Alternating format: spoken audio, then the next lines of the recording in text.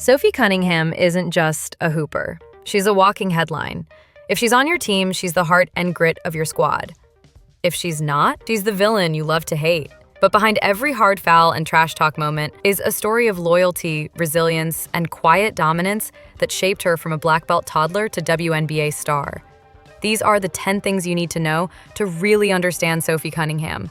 And trust me, you're going to want to stick around for number 10. It's the moment everything came full circle. Before she could read, Sophie was already throwing punches. Literally. She earned her black belt in Taekwondo at just 6 years old.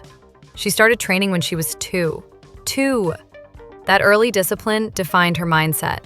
Her mom said they had to carry her birth certificate to games. She was so big and aggressive that no one believed she was playing in the right age group. Sophie wasn't just competing with kids her age, she was dominating kids 2 and 3 years older. That fight, the hunger to compete and win, never left her. Athleticism runs deep in the Cunningham bloodline. Her grandfather and father both played football at Mizzou.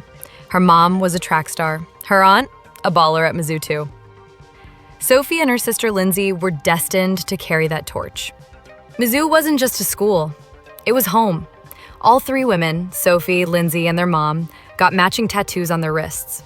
Go with the flow. That motto wasn't just ink. It was a reminder that family and loyalty come first. While some sisters compete, Lindsay and Sophie thrived as a unit. Lindsay was structured, Sophie was the free spirit. But their bond was unshakable. When Sophie played her rookie season in Phoenix, Lindsay moved in with her. When Sophie signed overseas with the Melbourne Boomers, Lindsay came too. She even suited up for scrimmages when the team needed extra bodies. Sophie calls Lindsay the best point guard she's ever played with, and that includes her time in high school, college, and the pros. At Rockbridge High School, Sophie built a legacy. 4 straight state titles, nearly 2,000 points, a record of 102 wins and only 18 losses. She wasn't just a scorer, she was a culture setter. She even played football when the team's kicker got injured. In 2014, she was named Gatorade Missouri Girls Basketball Player of the Year and became a McDonald's All-American. By then, her name was already echoing through the halls of college recruiters, and one school had the inside track. Sophie's commitment to Mizzou felt like destiny. The school was 5 minutes from her house. She got her first recruiting letter in 8th grade, a personal note from Coach Robin Pington that sparked it all. Pington wasn't just recruiting Sophie, she was recruiting her sister Lindsay too, but she made it clear, both girls earned it. Sophie was the scorer, Lindsay, the floor general. It was their mom who sealed the deal. You'll never have a better teammate than your sister. Sophie didn't ease into college ball. She stormed into it. Her first practice ended in a full-on fight with senior forward Jordan Frericks. Coach Pingleton had to send the team to the locker room, but both players viewed the scrap as a turning point. It showed the team that it's okay to be competitive, Sophie said. Over her 4 years, attendance at Mizzou home games exploded. Cunningham led the Tigers to 4 straight 20-win seasons and NCAA tournament appearances, and left as the school's all-time leading scorer. One of Sophie's most legendary moments came in 2019. Battling the flu, she was hooked to IVs before a game against number 5 Mississippi State. Her coach referenced Michael Jordan's iconic flu game to fire her up, and Sophie delivered. She dropped 24 points, snagged 6 rebounds, 4 steals, and 3 assists, leading Mizzou to one of the biggest upsets in school history. It wasn't just a win, it was a legacy moment. The Tigers' 24 wins that year tied their highest total since 1984.